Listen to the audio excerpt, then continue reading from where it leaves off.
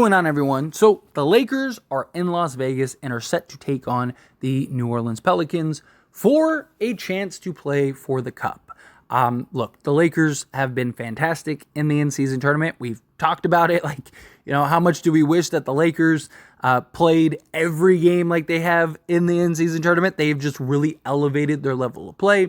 They're healthy now, finally. Well, outside of Gabe Vincent and then whatever was going on with Christian Wood last game. Hopefully he's available to play for this game. We could use him against the Pelicans.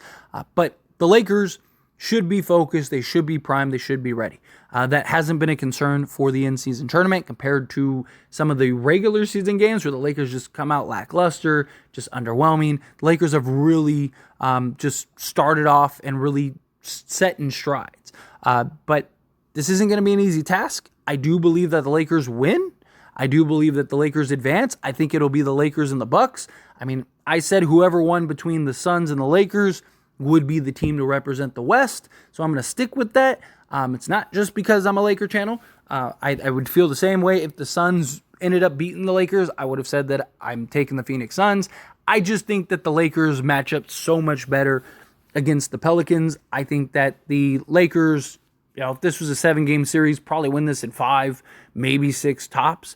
But I would have been a little more concerned if it was the Sacramento Kings, right? Just because I just think that's a bonus AD matchup has been a concern.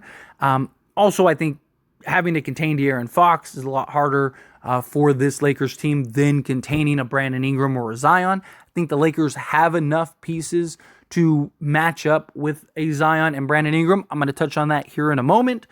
But I wanted to just let you know briefly, I talked about this on the Lakers Show channel, that the Lakers are going to have to change uniforms. So they're not going to be able to wear their in-season tournament uniforms. The NBA has made them change it to the gold icon jerseys, because the NBA is concerned about the aesthetics with the visuals for the Lakers jerseys with the new in-season tournament Vegas court. So my guess is probably a black court to some capacity, and they have concerns about just people being able to visually be able to see, which is a little unfortunate. Now, obviously, I understand it's just jerseys, not a big deal.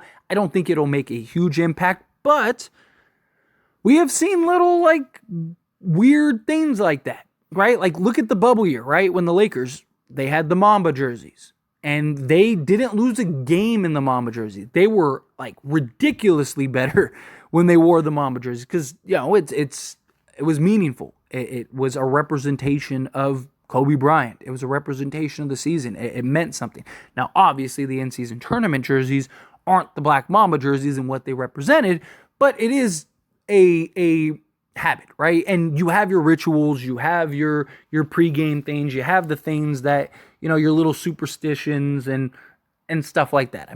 Most NBA players have their routines or just little things. Even Jordan had his lucky shorts and stuff, right?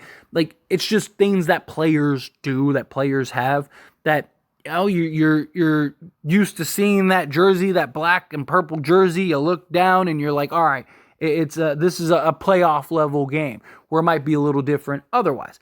I don't think it's going to really make an impact, but it is worth something that is worth noting, right? It is something that is very interesting, but just wanted to relay that information to you as well. If you want more details and you want all the ins and outs of it and what's going on, go check out the Lakers Show video over on AIS The Lakers Show. But diving into the Pelican game, because, like I said, I really do like this matchup for the Lakers. Obviously, with a one-and-done style environment, they're trying to bring in the NCAA tournament style or NFL, with their playoffs where, the best team doesn't always win, right? Now, I would imagine, I don't think the NBA would say this, but I'm sure if you could hook Adam Silver to a lie detector test and you forced him to tell you who he wants in the championship, it's the Milwaukee Bucks and the Lakers, right? And look, I'm not one of those people that think the NBA is rigged or that it's scripted and all that stuff. I just think, look, there's enough variables and enough just human error and things like that in sports, period, that you're just going to have these random outcomes, right? And there's going to be things that look weird, but it's just, again, human nature, various variable, all that stuff. But I do believe the NBA, first ever in-season tournament, who would you rather have, the Pelicans and the Pacers? Or would you rather have LeBron James, Anthony Davis versus Damian Lillard and Giannis? You know, 4 of the top 10 guys in the league, top 20 guys in the league facing off for a chance at the first ever cup. That's the story, right? LeBron and Giannis, AD and Dame, that's what they would want. So I wouldn't be surprised if there's a little bit of the reffing bias for the Bucks and the Lakers, but still, with a one and done environment, anything can happen, right? Pelicans could come out, shoot the absolute lights out. Lakers are lackluster. They, start off sluggish, start off slow, get into a big hole, and it's too big for them to climb out of. That's a very real possibility. That is something that can absolutely happen. So Lakers have to make sure they are locked in. They are focused. They are doing what they need to do, hit shots. I need a big game from Anthony Davis. You're playing your old team, right? This is a great opportunity for a big statement. This is a great opportunity to show, like, hey, like, I made you type thing, right? I think the Lakers also really match up well against Brandon Ingram, Zion. I think you have multiple bodies that you could throw at those guys.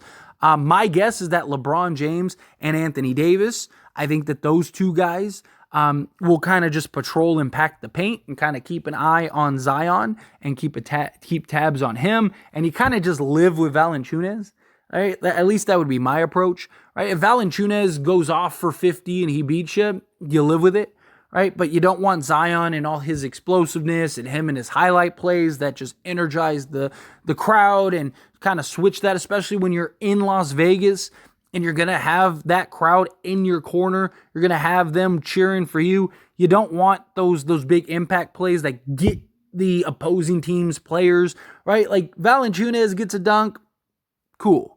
Zion gets some like hammer dunk, that could change a lot. That could really add some momentum.